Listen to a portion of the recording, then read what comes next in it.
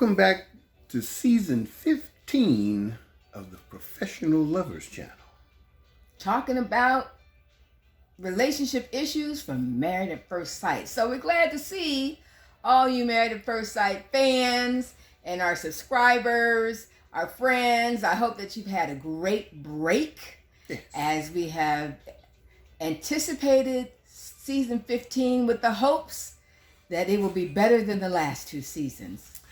Yes, hope. With the hope. Hope is and critical. Yet, I don't know already. Well, we're going to be talking about the couples that were introduced last night. Individually. Red flags. And what they mean. And giving our prediction of our couple of the week, who will be the couple that we think is going to make it. Yeah. So, we're glad that you're back with us. You know, we enjoy reading your comments. If you know any friends who have become Married at First Sight fans during the break or through the last season and aren't subscribing to us, tell them to look us up. Pass it along. We'd like to hear a little bit more of your input into what we assess, but that's ours. We'd like to hear yours. For the new folk, I'm Patty. And I'm Al. And we call ourselves the Professional Lovers. Because we have been married for 28 years, together for 30. And we'll be celebrating 29. You saw the little hesitation like, mathematically, you jump from 28 to 30. There's a year in between there. Well, that's because we will have been married for 29 years in October. Okay. But we've actually been together for 30 years. True, we passed that. We are in our 29th year. Yes. Is that the way to say it? So there you go. More clarity for you.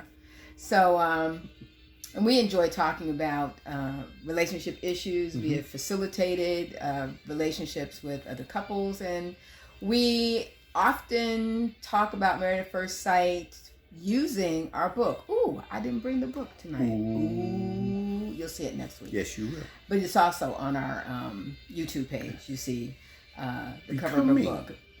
Becoming a Professional Lover. Right. And so we use a lot of the tips from that book in order to, kind of give some resources for the things that we do in our relationship. So we also like to share experiences. And so here we go, season 15. Again. Starting with Lindy and Miguel. Yes. All right, so Lindy, who they call adventurous overthinker,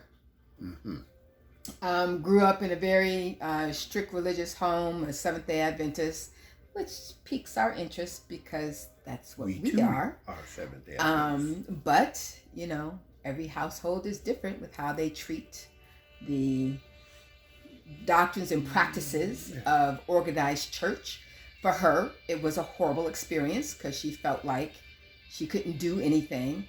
And that's not uncommon for any organized religion. True.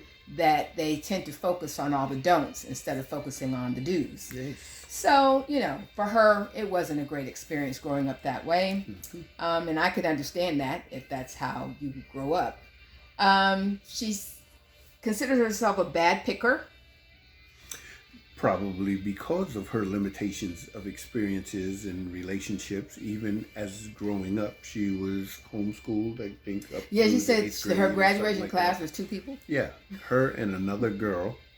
That kind of limits your relationship skills a little bit. Especially when it comes down to the opposite sex. And so she says she tends to the prom.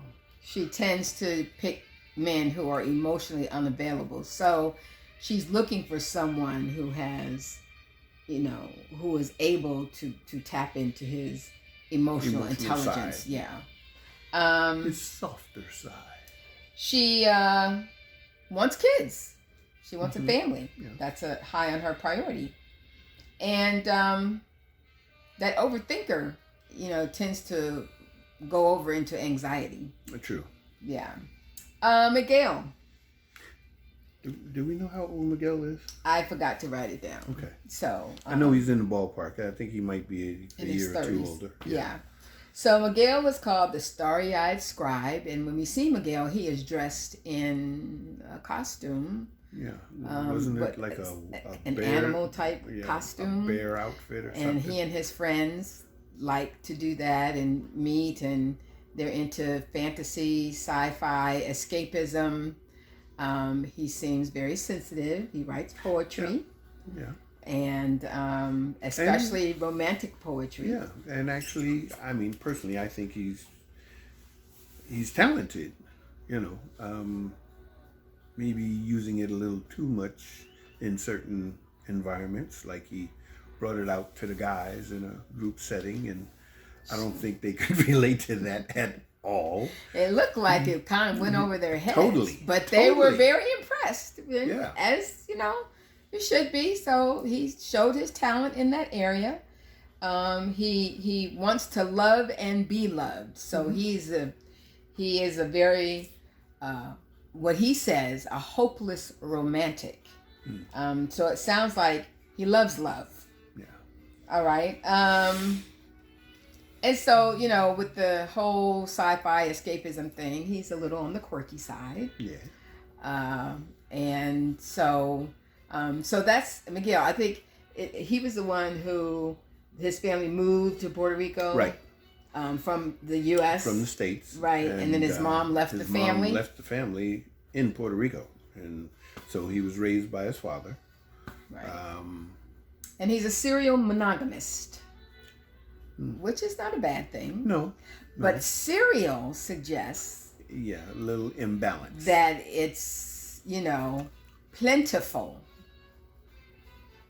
Serial, over and over and over and over.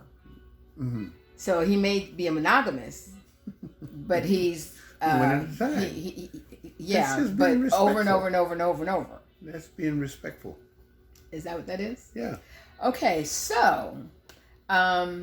when they told their friends, I know Lindy's friends were very supportive. Mm-hmm. And Miguel's friends were a little, they were concerned. Yeah, they were a little leery. They were concerned because of Miguel's dating history. Yeah.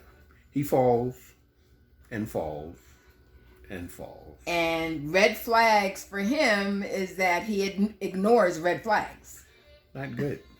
Which is why he keeps falling. And that's the concern of his friends. He ignores red flags that seem to be very obvious because he just wants love. He wants to love and he wants to be loved.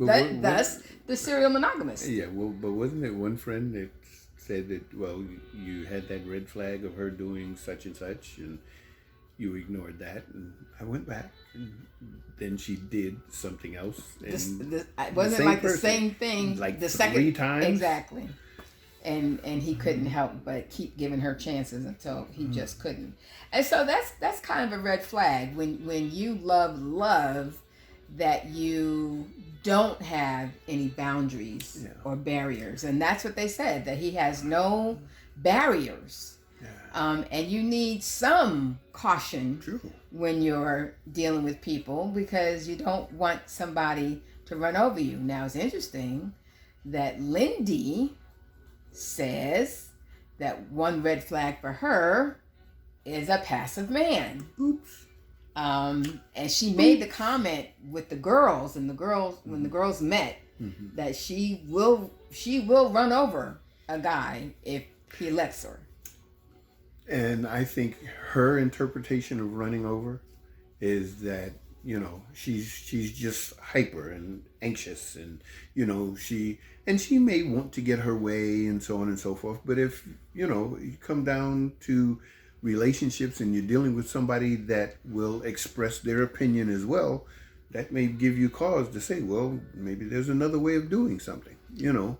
So her thinking that she can, or that she would run over somebody, I'm a little slow to understand exactly what she means by that. Well, For me, a passive man is one who will not stand up to her, who will not erect any boundaries. And if this is how Miguel is being described by his friends as having no boundaries, then he has the potential to be the passive man that she is not looking for. I mean, I understand it. I definitely understand it.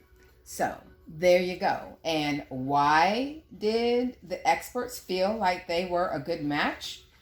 Because they both have a desire for high emotional intelligence, or an emotional quotient. Yeah. EQ. Yeah. Yes. That was part of their explanation as to why they felt they were a good match. And we'll get to the experts later on. Yeah. All right, next couple. Alexis and Justin. Yeah. Tree. Tree. So Alexis is called the passionate powerhouse. And when we see her, she's playing football with all of her male friends. Yeah. And she's playing it. No joke. Playing it the way it's played. On the ground. Mm-hmm. Tomboy. Yay. And these male friends are her brothers, her protectors. Mm-hmm. Because she doesn't have any brothers. She has 2 additional sisters. Right. And she's the youngest. Right. She's the youngest of 3. She sees herself as direct and a badass. She loves she loves fast. Can we say that on YouTube? I just did. Okay. Because those were her words. Okay. That was a quote. Not me saying it. That was a quote from her. Parents divorced. Mm-hmm. And she felt that really affected her outlook on relationships and love. And she was proposed to 3 times. There are lots of women who have a hard time getting one. Yeah. She 3 times. High school sweetheart, college person, and somebody else said no all 3 times, realizing that, first of all, she was expecting perfection. Yeah, unfortunately. And this is after the fact, probably. And she came to the realization that her idea of love was unrealistic. Yeah, because there is no perfection. I believe we can all agree on that. We can all agree on that. All right, so that's Alexis. Justin, 6'8". And it's funny that Alexis spent a lot of time talking about how she wanted a tall man. I want a tall man. man. And she got one, and she's like 6'2", 6'3", 6'4". Too tall. I mean, I'll accept and tolerate the 5'9" if I have to. Don't put it out in the universe. Well, she got 6'8", and she can't handle it. Well, she was giddy about it. She was giddy about the 6'8". Yeah. Yeah. So Justin, raised by his brother for a good period of his life, feels that his height has been more of a negative feature rather than positive. A lot of people have certain expectations about him because of his height. Yeah, it is the focus of their attraction as opposed to him, the person. Right. And so, he said the single ladies were constantly, attracted to him, looking at him like a piece of meat, wanting to see how well he was packing. And as such, he went celibate for a year and a half. And even at 6'8", you would assume that there was some athletic strain somewhere in there. 6'8". Not narrow. Basketball put on him. Nothing. Volleyball. Nothing. But hey, again. Ping pong. Those are the nothing. He played ping pong? No. Oh, those are the expectations put on him by people because of his height, and I suppose that can be annoying. Yeah, true. True. That can be very annoying. So, I mean, we got a 6'8" in our family. He played tennis, though. Yeah. A little bit. True. He had a little athleticism there. A little. Okay, let's not dwell on that. He might watch the video. Anyway. Really? No. Anyway, he was engaged. Yeah. But broke up right before the wedding because before. He was not who she wanted. Yeah. Now, I'm not sure why it took her that long to get to that point Mm. of letting him know. But anyway, and he does pay attention to red flags. Yeah. I mean, I like his personality and his character, and I think when he is comfortable, I think he can be a great individual. I think if there's any type of insecurities that set in, that, you know, it will cause some true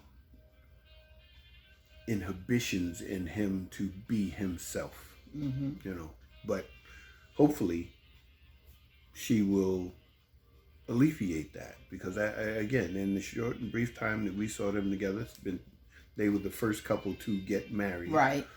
Their interaction was I like the banter. Yeah, it was fun, and it was light, and it was as if they understood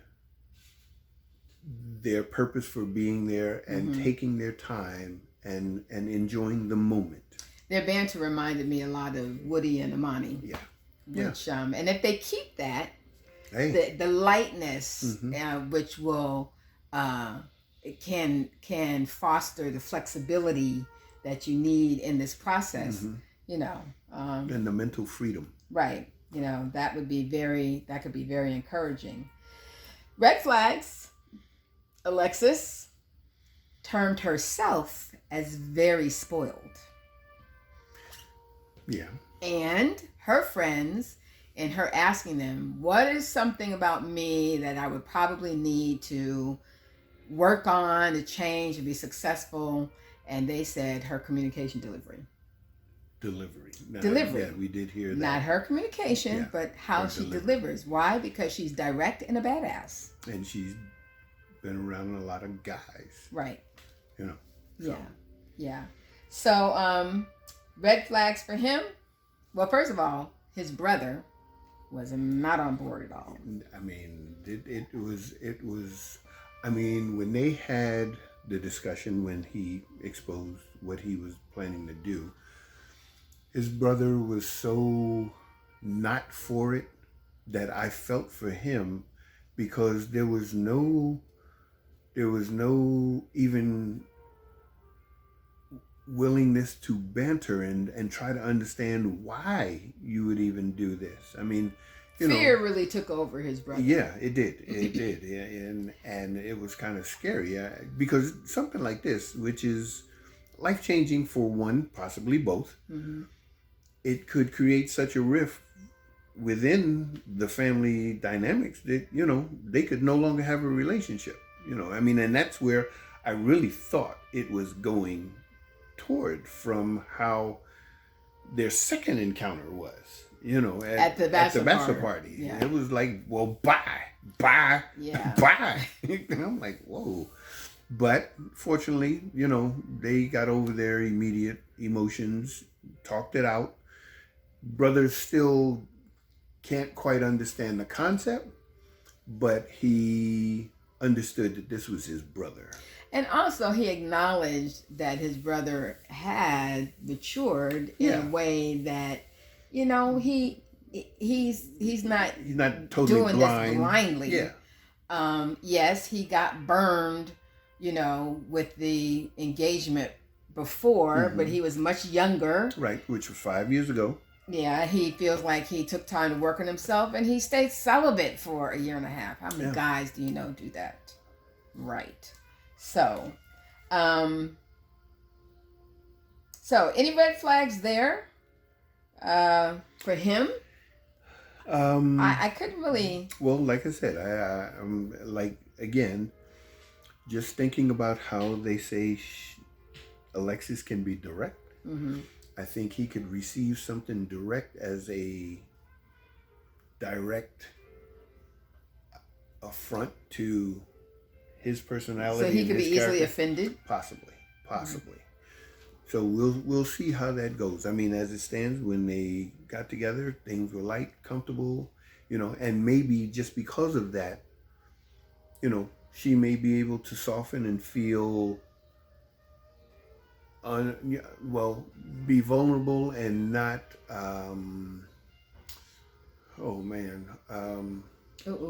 yeah, age kicking in. Yeah, Age kicking in. But she can feel comfortable enough to express things a certain way that she may feel slightly offended by, or whatever the case may be, and have a discussion about it, as opposed to just severing whatever it is that is causing a rift. Well, that goes along with one of the reasons why the experts say they match them, and that's to balance. They feel like they can balance each other out. Yeah. So we'll see how well that pans out. Next couple, Kristen and Mitch. Kristen, daring and devoted. Mitch is, I don't know that I put down what they were using for him. But Mitch is the old guy on the block. Yeah, he's 41. And she's 32. Let's see. She did not imagine she'd be in her 30s and unmarried. I know what that's like. She was engaged in her 20s and to a guy she had dated for 5.5 years. And 2 weeks before the wedding that she planned and paid for, his mistress introduced herself and told her they'd been copulating for the previous 6 months. And so, very cool. She and her girlfriends went on the destination wedding trip anyway. And she said had the best time of her life. Best time of her life. And kudos to her for doing that. I mean, as she said, after all, it was already paid for. True. So why not go on and enjoy what you had planned to enjoy with a guy that you end up enjoying with your girlfriends and having a blast. Yeah. She's the oldest of 3 girls, divorced parents. The only thing that I wasn't sure I was agreeing with, but of course she knows better than us because we don't know her or her family. But she wasn't going to tell her father about getting married until the day at the wedding venue. Basically telling him to, dress up and, put on a suit and tie and meet me at such and such, and then tell him that, welcome to my wedding. Yeah, that's a little scary. I don't feel so bad that I don't agree with that, not knowing who she is, because her friends didn't agree with it either. But they see her as a risk taker. That's real risky. Yeah, and so she wants love. Now, Mitch, first of all, Kristen's red flag. Okay, yeah, red flags. That's our component that we've added this year. This season. A man in his 30s who has never been in a serious relationship. Oops. Meet Mitch, who's not in his 30s, who's 41, and says he's never been in a committed relationship because he has commitment issues. Okay. What? Anyway. So marriage is nothing but a commitment. He loves the ocean. He loves surfing. He says he grew up rebellious and he's a nonconformist. He said he was consumed by self and his job. Mm-hmm. Okay. Divorced parents. Brother is his role model. Brother is his sister-in-law. They were very supportive. Mm-hmm. And he sees Married at First Sight as helping him to get out of his comfort zone. Yeah. His comfort zone is about himself. And I'm not thinking that it's like in an egotistical way, but he's just unyielding. And this is going to be a true test for him. So red flags for Mitch. Big time. He describes himself as loudmouth. Mm-hmm. Inappropriate humor, fiery, won't back down. And when his brother asks about this, well, maybe this is what I need to help me change. And I'm like, you're going to change. After 41 years in 8 weeks to, first of all, change your commitment phobia. I mean, I can honestly say that a man can change for a woman. Yes, he can. I'm but not saying a woman has can to- change a man. No. He has to want to. He has to want He to. has to want to.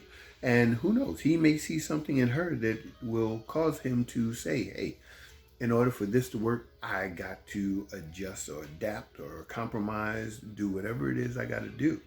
It is possible. It's possible. But on the way to doing that, we fall back into our same patterns. We're going to be who we are. And whether or not she'll be able to tolerate some of that, we will see. Because he ain't 30-something. And the experts supposedly put them together because they've journeyed to become who they are, and they're comfortable with themselves. Isn't that like most of America? No. There are a lot of people who are not comfortable with themselves. And they look for love to be comfortable, to provide that level of comfort of themselves, which doesn't work either. What they feel they're missing, they can get from someone Exactly. else. Okay, I got you. Exactly. So no, that aspect, you want people to get into relationships who are comfortable with themselves. Oh, definitely. I mean, you can't bring your whole self if you don't have your whole self. Right. But if you're too comfortable with yourself, like then he's ain't no fiery space for and won't back nobody else. down, and he's loudmouthed and enjoys inappropriate humor, I don't know. Yeah. And he's 41. Okay. Let's see. Morgan and Binh. That's the last couple. No, we got one more. Okay. Morgan and Binh. Morgan is strong and independent, and Binh is a mama's boy. Let's talk about Morgan first. She loves video games. She loves lifting weights, working out, martial arts. Yeah. I mean, she's worked on herself, and she's enjoyed doing it the way she's doing it. And, she knows the name of the martial art.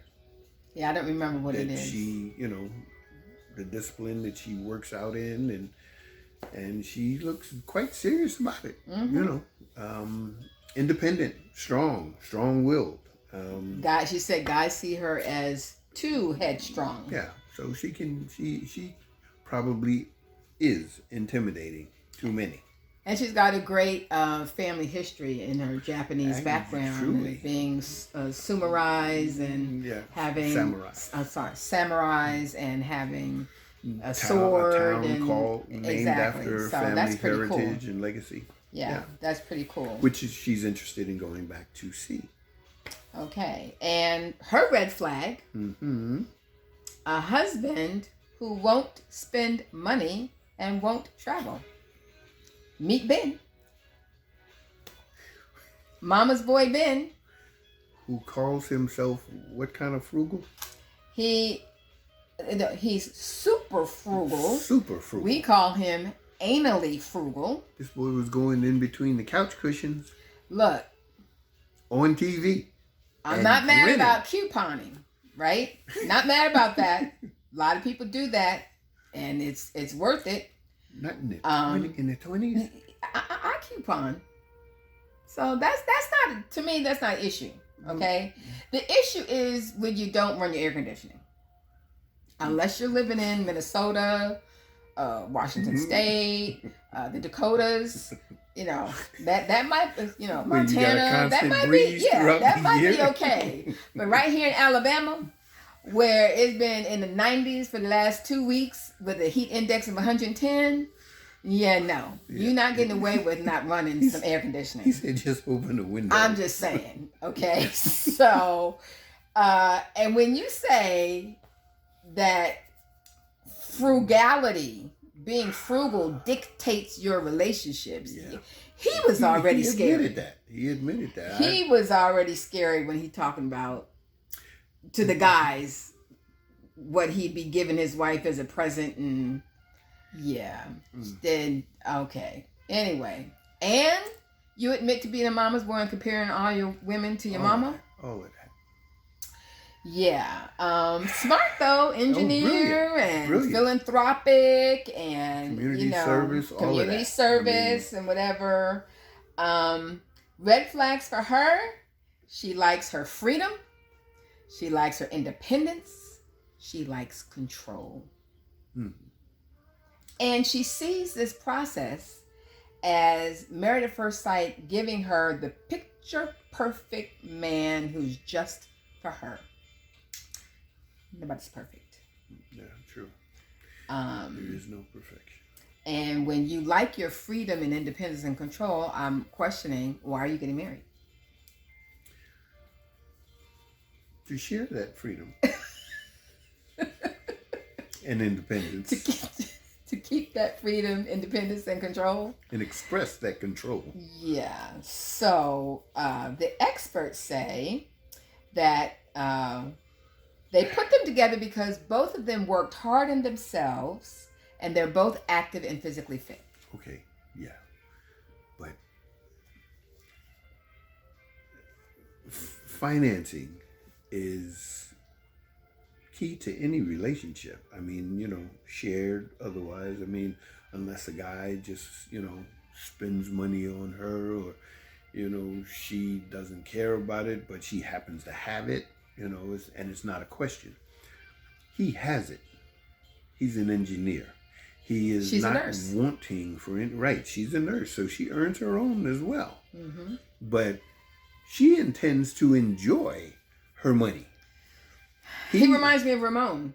Wasn't that the guy's name? The one that had the house and paid for his education and everything. Yes. Yeah. Only he's worse. An extreme. Yeah. An extreme because worse. He does not spend his money. And I'm like, you can't take it with you. It's earned to spend and to enjoy, at whatever level, whether it's purchasing things or going on trips or whatever it is. I mean, it gives you a certain type of freedom to enjoy other aspects of life. Yeah. And he does not do that at all. At all. At all. He puts all his time into his physical fitness. All right, last couple. Stacia and Nate. Stacia, the boss lady, and Nate, the hustler with a heart. So Stacia, building an empire, a financial / real estate empire. She is no nonsense. She is a boss. She feels like she intimidates men, which she probably does. And said that she got her work ethic by not having. Yeah. And you know who that reminds me of? Mirla. Who was driven to her to succeeding because she grew up poor. True. And likewise, Stacia says that, she grew up with nothing, raised by her mom and her stepdad. And here's the interesting thing. When her mom decided to move from where they were, I think they were moving out into the country, and she was like, girlfriend emancipated herself from her parents and lived with a friend's family, a friend and her family, a teammate. I think she was on a soccer team or something. No, volleyball. I think volleyball team. And she lived with her teammate's family.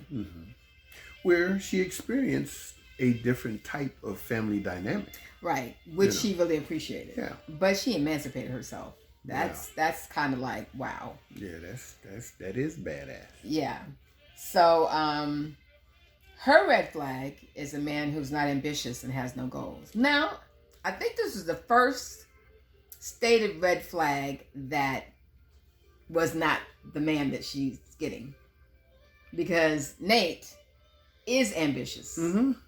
And he does have goals, and he has experienced nothing living in his car. Yeah. And, which and did not fueled give up. his ambition. Right, exactly. He is a go-getter. He is an achiever, and he has established himself over the years. Day trading, advertising, sales, which establishes his idea of and understanding of being a risk taker. Not a gambler, but a risk taker. And there's a difference between the two. And so he wants to be part of a power couple, and they could possibly do that. Definite potential, because I think that there's certain things that he can learn from her, and I guess maybe even more of a structured mindset. I hope that what he brings for her is just a lighterness or a lightness, yeah, to because relationship. Because my red flag for her is that she says, I'm addicted to coffee and success. And yeah, that's her focus. When you're addicted to success. When you use that word. Yeah, that's a strong word. Yeah. And if you use that for yourself, that's a huge red flag. Yeah. That crosses the line of being focused. And he appears to be a type of individual that does take time out to have fun. Yeah. You know. Now, he presented a little, what do you call it, when it's you see one thing. Oh man, and now I'm having an age brain fart. Anyway, he described himself, or his friend said that he's not a partier, right? He has deleted all of his dating apps, which shows the seriousness with which he's taking this situation. And yet, at the bachelor party, he was saying and doing some things that were freaky. And for me, a little concerning. Okay. You know, when you tell a woman to get on your knees, and I was like, what? Well. Now, maybe, you know, the joy juice got him a little looser than he would necessarily be. He was. Now, he did say he wants a partner he can take care of. That might be a little... But there's different ways of taking care of. Yeah, but the question will be, what does that look like to him? Because he's not getting a woman who needs to be taken care of. Yeah. You know. But she may need to be taken care of in a different way. True, but that's what I'm saying. We have to wait and see what he defines as. She might get him a bottle once a week, and you know. The experts put them together because they share an entrepreneurial spirit, which is true, and a desire to build generational wealth, which is true. So on this one, it seems like, you know, the experts took time to read all the pages. Yeah. And I told him, no, the pattern with the experts has been, and we only saw 2 last night, the regulars. We have yet to see the new experts. So we'll see if they come in of one next week. Anyway, it seems to be a pattern, you've seen it, of the experts putting opposites together. Yeah, imbalance. They get just enough commonality between them. Oh, we both want a family right away, or we're both physically fit. We like working out. Yeah. But the real characteristics that are opposite seem to be opposite. Yeah, and they don't. I mean, they look like almost immediate deal breakers. Right. You know, I mean, you know, a person who doesn't like a man that doesn't spend money. And you put him with a man who doesn't spend money. money. Like, not just doesn't spend money, like extremely doesn't spend money. Marriage is work. Yeah. But the experts seem to put people together for whom work is so paramount that they almost set them up to fail. Yeah. Yeah. Because who can do that kind of work in 8 weeks? I'm just saying. Without being counseled. Because we don't see the counseling if there is any additional counseling. Telling from the past 2 seasons, when in one season nobody stayed together, and I think last season only one stayed. Steve and Noy ended up staying together, and who knows if they're still together. I'm just saying, you know. Anyway, so this has been an extra long because we've had 5 couples to go through.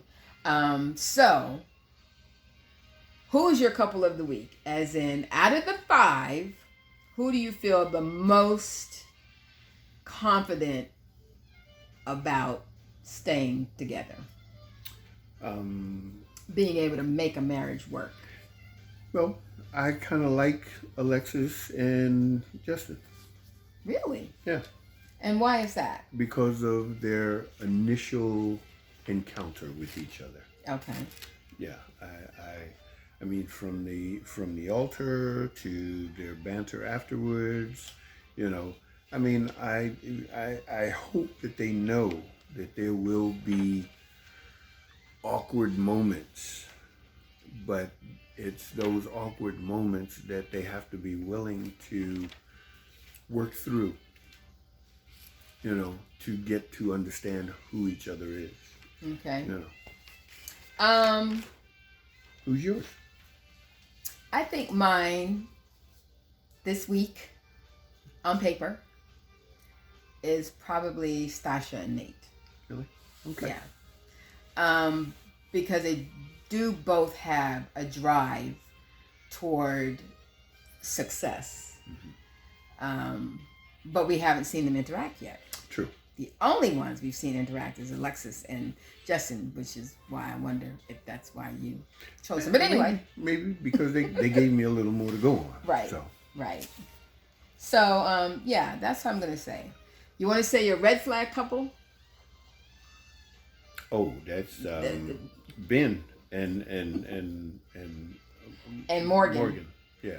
I'm going to have to say Binh and Morgan, yeah. too. Matter of fact, they might carry the red flag for a few weeks. I don't know. Right now, I just don't see it. Yeah, just me from either. What they say about what their desires are and how they are. Me either. So red flag couple, Morgan and Binh. Who do you think? Yeah. What are your predictions? Hit us up in the feedback of the video channel. Who's your favorite weekly couple? Well, this week. And who's your red flag couple this week? Yeah. Yeah. And we'll see how we match. Anyways, we're glad to be back with you. And as we leave and look forward to next week, we want to say, learn to love yourselves. What am I supposed to say, honey? And each other. And each other. See you next week. Yes.